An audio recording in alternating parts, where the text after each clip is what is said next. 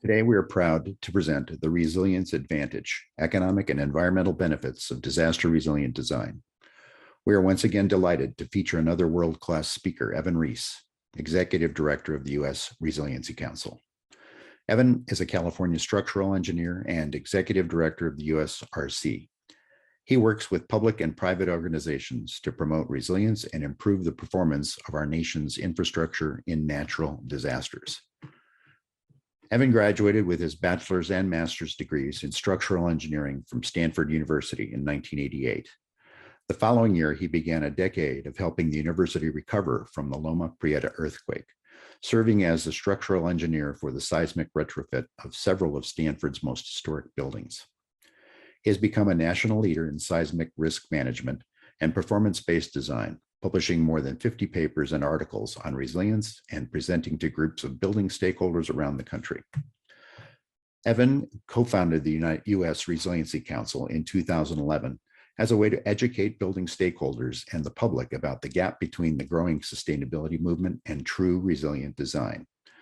The mission and vision of the USRC are to advocate for policy and incentives that promote resilience-based designs in order to ensure a future where we not only have a low impact on the environment, but the environment has a low impact on us.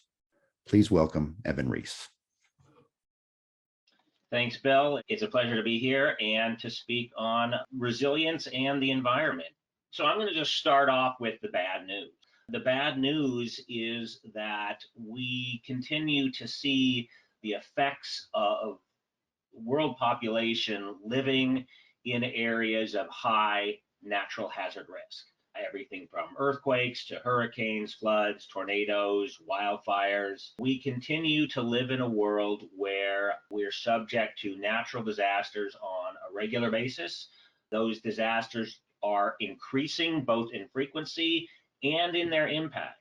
It's now normal to have more than $100 billion losses every year from natural disasters, and to have annual losses exceeding $100 billion around the world.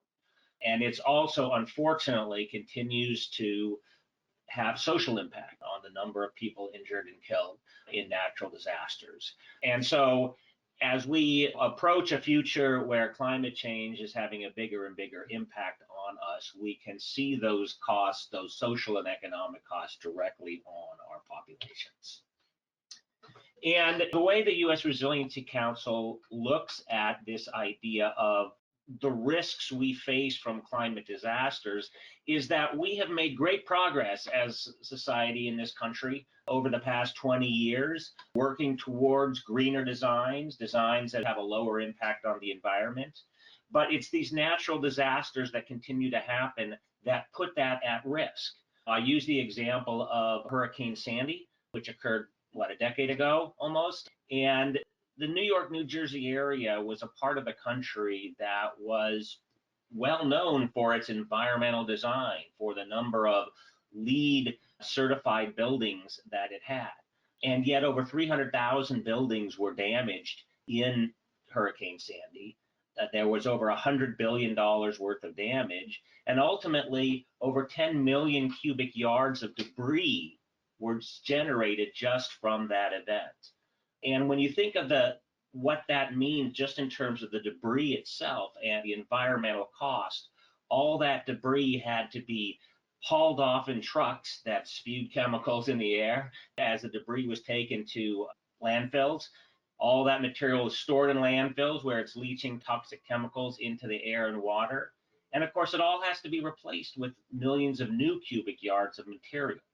And so that is why the U.S. Resiliency Council really focuses on this idea that it's important that we think long-term about how our built infrastructure performs in natural hazard, natural peril events.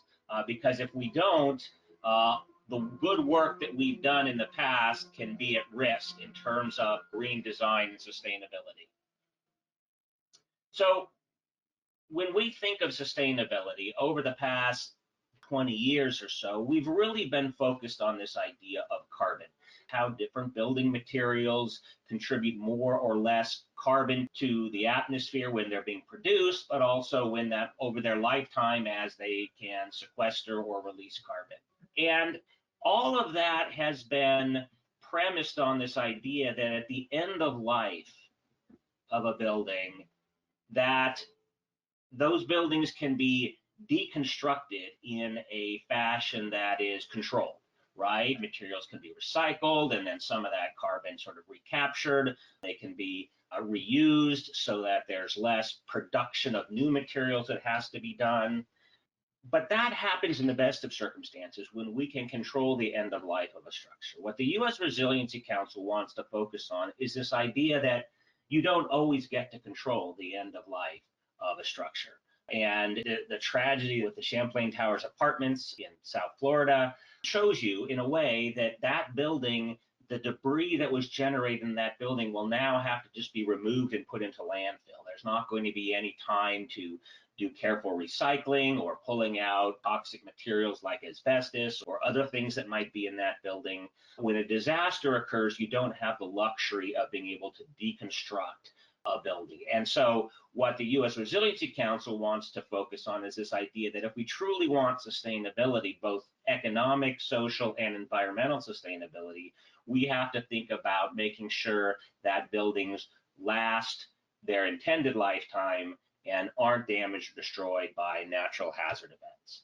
And so again, just sort of coming back to Superstorm Sandy, this table that I'm showing you in the bottom shows you the kind of impacts it had, both the social impacts of the number of people that were killed, particularly in the Caribbean, the number of buildings that were damaged or destroyed in the east coast of the U.S., the social and the economic impact, over $100 billion of losses, and then, as I say, the environmental impact with the amount of debris that was generated and has to be replaced. So we think of sustainability differently than the traditional focus on green design. We believe that true sustainability marries green design, having a low impact on the environment, and resilient design, the environment having a low impact on us. And together, that's what allows a family, a community, a business, a region to truly be sustainable, using less energy, using less materials, but also being able to use those for the longest period of time, if you will, to preserve the infrastructure and the communities. And the U.S. Resiliency Council was founded on the premise that there are lots of ways to measure resilience, but that strong buildings are really at the core of what we think about in terms of all the functions, say, that a community or a business has to have in order to be sustainable. So out of buildings grow all of these functions that rely on the built infrastructure to function. And so by supporting strong buildings, resilient building design, we're having this magnified impact, if you will, on all the functions that go on in a community that make the community itself resilient. So I'm going to come back now to another example of an earthquake that had a similar effect as Superstorm Sandy, but even more pronounced, and that's the Christchurch earthquakes. So literally a decade ago, at the end of 2010 and beginning of 2011, two major earthquakes struck Christchurch, New Zealand. These would be considered the big ones. So in the Northwest, we think of subduction zone earthquake off the Cascadia subduction zone off the coast of Oregon and Washington. In California, we think of a repeat of the 1906 earthquake. Well, relative to the seismicity and the design codes in New Zealand, those two earthquakes were those kinds of earthquakes. Okay. And the good news is, and there was good news about this earthquake, is that in the central business district of Christchurch, there were hundreds of buildings, and only two collapsed. And most of the people that died in the earthquake died in those two buildings. And when you consider these were sort of the biggest earthquakes that you could expect in New Zealand, to have only two buildings out of hundreds collapse was a major success from a safety perspective. But there were so many buildings that were damaged, and some heavily, that ultimately over half of the downtown business district was demolished. Okay, the buildings were torn down because They had damage. The entire downtown was shut. People lost their businesses, their homes, their employment, obviously. The whole economic capacity of that part of New Zealand was pretty much shut down. And even today, it's only about a half recovered. And so one of the big misconceptions we have is, well, was this a success? Was the building designs that were incorporated in Christchurch successful? From an engineer's perspective, where you're just focusing on life safety and making sure that in these massive disasters, people aren't killed, yes, it was a success. Only 2 of hundreds of buildings collapsed. But from a social and economic perspective, and as I'll show you in a minute, from an environmental perspective, it was a complete catastrophe, right? The public, obviously, the economic losses and the social losses were enormous, and they continue to be enormous. And so there was this misconception between, what the structural engineering community thinks of as appropriate design and what the community sort of expects from the design of their buildings. And from an environmental impact, it really continues to be a devastating issue. All of that debris that was generated from the demolition of all those buildings, again, it wasn't picked apart and carefully recycled and reused. It was basically pushed into a landfill. Some of it was sent out to other islands around New Zealand. There was a 27-meter high mound of debris that they built just with all of these building materials. There's asbestos and other toxic materials in these mounds and sent out to these other islands and countries. And so the environmental impact will be felt from the Christchurch earthquake, which was 10 years ago.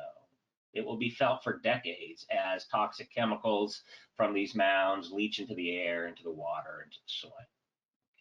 So ultimately, if we want to think about the environmental benefits of resilient design, it is in avoiding these types of disasters.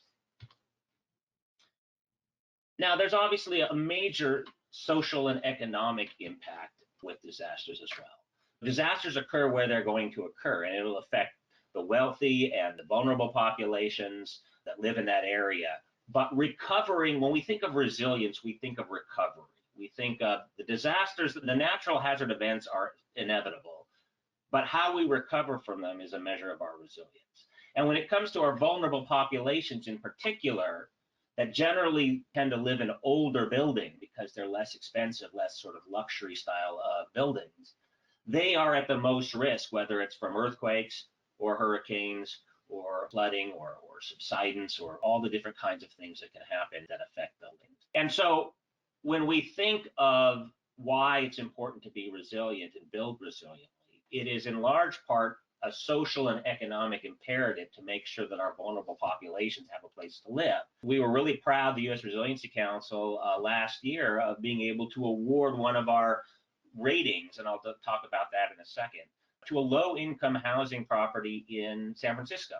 Casa Adelante was completed actually early this year and now fully housed with low-income seniors, 100% low-income seniors. 20% of those folks were at one point homeless. And now they have a place to live. And ordinarily, a building like this that served low-income housing would be built to the minimum requirements of building code. There wouldn't be any extra in it because it's affordable housing. And so you could expect a building like this built today to be safe after, say, a repeat of 1906 earthquake, but it wouldn't be occupiable. It would put people out in the streets or in shelters, putting a lot of pressure and stress on city resources. But this building was built to be resilient, and it was built economically to be resilient too. The extra cost of adding resiliency elements into this building was about 1/4 of 1%, about $100,000 on a $40 million building. And now this building is not only going to be safe after a repeat of the 1906 earthquake, likely people will be able to remain in it while repairs are ongoing. And that is a huge thing for the populations that need it, because they are the least likely to be able to find additional housing after a major urban earthquake. So it is this idea that of course, the building itself will also be salvageable, meaning it won't contribute to landfill and debris. So this is an example of where the social and economic and environmental benefits of resilient design come into play.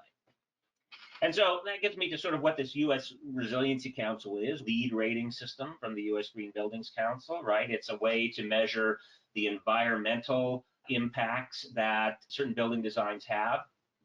The USRC was founded in 2011 with the mission of creating something similar, but to measure resilience, to measure how well buildings perform in natural disasters.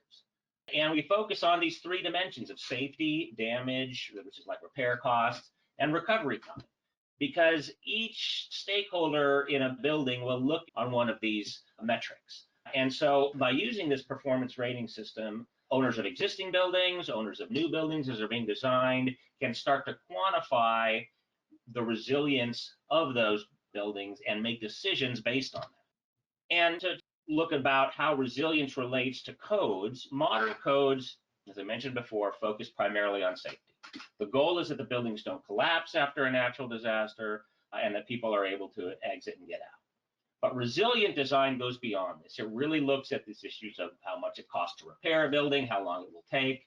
And the good news is, for most new buildings going forward, going from a code minimum life safety design to one that is resilient typically adds less than 3% to the cost. I mentioned the Casa Adelante project where that cost was like a quarter of 1%. So the U.S. Resiliency Council has a principle, and we call it the E4 principle. It's engineering, equity, environment, and the economy. And the idea here is that we can help build community resilience by placing engineering, structural engineering, at the heart of these three elements: equity, environment, and the economy. Okay, resilient buildings, if we can find ways like with Casa Adelante to build resiliently in a cost-effective way, we can make resilience accessible to our vulnerable populations. By preserving buildings after natural disasters, we reduce the impacts on the environment, both from debris and from having to replace the materials. And then, of course, the economic impact of continuing to have housing services that are provided by these buildings is essential. When we think of the pandemic and COVID-19, we think about how much lost business there was without a single building being damaged, right? And so what would happen if we had a similar kind of disaster? We had a big disaster in a major city where people were out of work and you had to replace the buildings that were damaged. The cost would be extraordinary. So the USRC's E4 principle is really what we're using to promote why engineering and resilience should be at the center of these key concepts. So let me just talk about each of those in a slide. The U.S. Resiliency Council's rating system can be used both to look at how to design new buildings more resiliently and how to protect our existing building stock to make it more resilient. And if you look at a community level, if you look at say a community that adopts guidelines for retrofitting older buildings or designing newer buildings of certain occupancies to higher performance levels, you can start to build a community resilience metric, right? You can start to look at how much housing will be available after a natural disaster, or food like grocery stores or schools, any kinds of services. And so you can start to create a community standard and approach for the long term to ensure that the key services that provide equity to all of your populations will be serviceable after a major disaster. When it comes to the environment, I've already talked about how reducing damage to buildings makes it less likely that they'll need to be replaced, which means there's less likely to have impacts on the environment. And there's work being done right now, especially in the Northwest, particularly at the University of Washington, on measuring those impacts, those carbon impacts of damaged building, what it takes to repair them. There's been a lot of good work on, of course, what it takes to build a building and environmental impacts. But now looking at after a natural hazard event, what are the impacts to the environment when you have to repair or if you have to replace a building? So that too, again, adds a metric that businesses and communities and other leaders can use to decide, okay, we want to reduce our carbon footprint over the next 30 or 50 years, so let's design more resiliently or preserve our existing buildings. And then when it comes to the economy, there's a lot of market opportunity for resilient design. In a city like San Francisco, near where I live, LEED certified buildings rent for more, they sell for more, and because people want to be part of that movement, they want to express their values by renting or buying environmentally conscious building. Right now, there really isn't that much of a benefit for buildings that are more seismically resilient. earthquakes obviously being the biggest risk in San Francisco. But in Tokyo, that's not the case. In Tokyo, they regularly build buildings with base isolation and other types of fancy resilience elements. And those buildings sell or rent for up to 40% more than buildings that don't have. One example, a friend of mine took a photograph in a Tokyo subway of an advertisement for a multi-million-dollar luxury condo. And in San Francisco, that advertisement would have been of some sort of rooftop terrace with a fire pit overlooking the Golden Gate Bridge or something beautiful like that. Well, the advertisement in the Tokyo subway was of the basement of the building and this massive base isolator, this rubber base isolator that was protecting that building from damage. And that's what sold a multi-million-dollar condo or apartment in Tokyo. And we want to get to that point too, where we recognize the economic benefits of building more resiliently. So we have several examples of buildings that are being designed that way now. There's public and private buildings. This is a City Hall building. It's an annex to the City Hall in the city of Roseville, which is near Sacramento, California. And it was designed with an innovative style of concrete frame that tends to sort of recenter itself after an earthquake. And the performance of this building was so good that it's expected to have very minimal damage after a large earthquake, to the point where it should be functional right up and through the earthquake. And it's obviously essential for a city like this to have a building that can remain functional when buildings around it may not be, right? And it has to serve people in the community. Similarly, at the state level, this is a building actually in Sacramento that's just been completed. This is a state office building that will house employees in the Health and Human Services Department in California. So after a disaster, the employees of this building will have essential jobs in making sure that services are distributed throughout the area where the earthquake has occurred. And so this building itself needs to be operable during and following the earthquake. So it also was designed to a higher standard at no extra cost, just good engineering design, and it received the USRC's highest rating. And there are buildings in the Northwest that are also achieving these types of ratings. And these are sort of simpler buildings, not big 13-story structures like the state office building, but this is a YMCA in Central Spokane. This is a reinforced masonry building, and it was recently designed and achieved a USRC silver rating because of its resilient properties, right? This is a building that should be obviously safe, but also repairable after a major earthquake in the Pacific Northwest. And so if this building is repairable quickly, it can be used to provide services to benefit the community.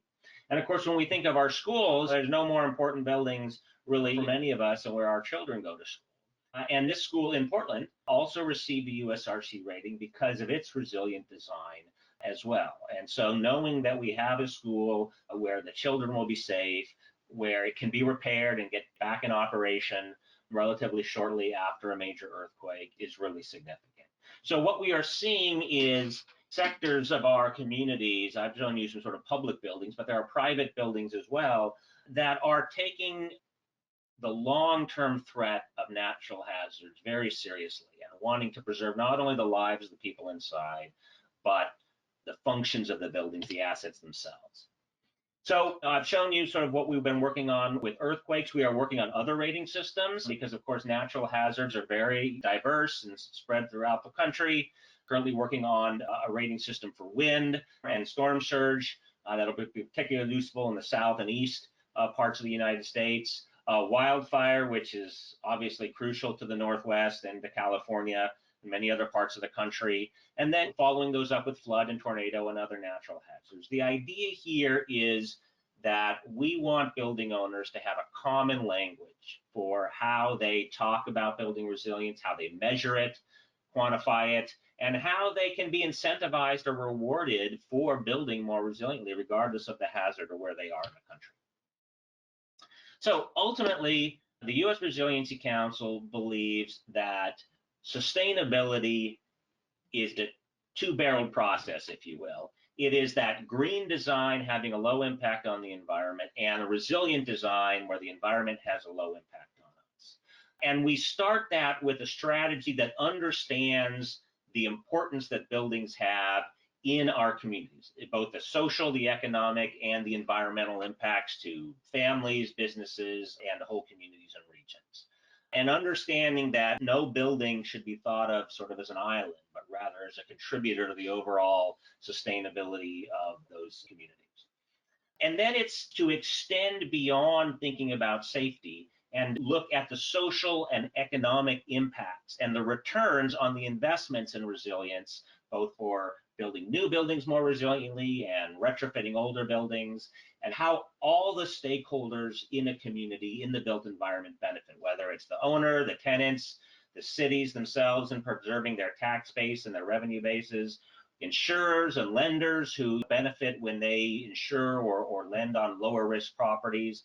So with everybody benefiting, if you can quantify those benefits, you can start to sort of share the investment costs.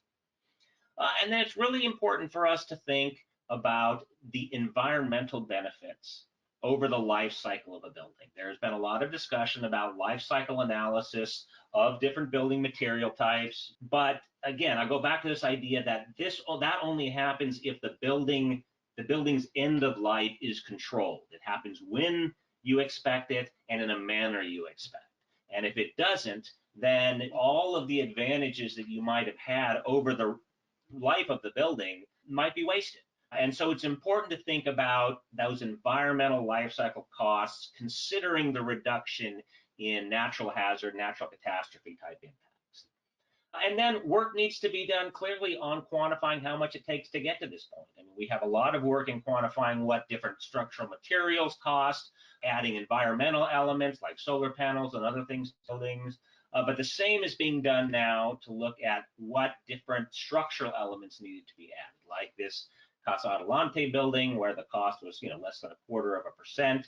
With a building in Sacramento, California, there was no change to the budget to achieve a USRC Platinum rating. So quantifying those costs so the return on investment can be calculated and you can make a strong financial case for building resiliently.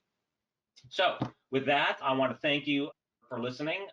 Great, Evan. Thank you so much. That was another interesting and excellent presentation. We appreciate that very much. I would like to thank our partner, Penware, Senator Mike Cuff, and MLA Richard Gottfried, our speakers, and of course, all of you for attending today. This webinar was recorded and is available on the PNBRC website at buildingresiliencecoalition.org and the PNBRC YouTube channel. We encourage you to share this with your networks and join us again as we continue to explore the benefits of cement, concrete, and the concrete masonry's contribution to sustainability. Thank you for joining us. Good day.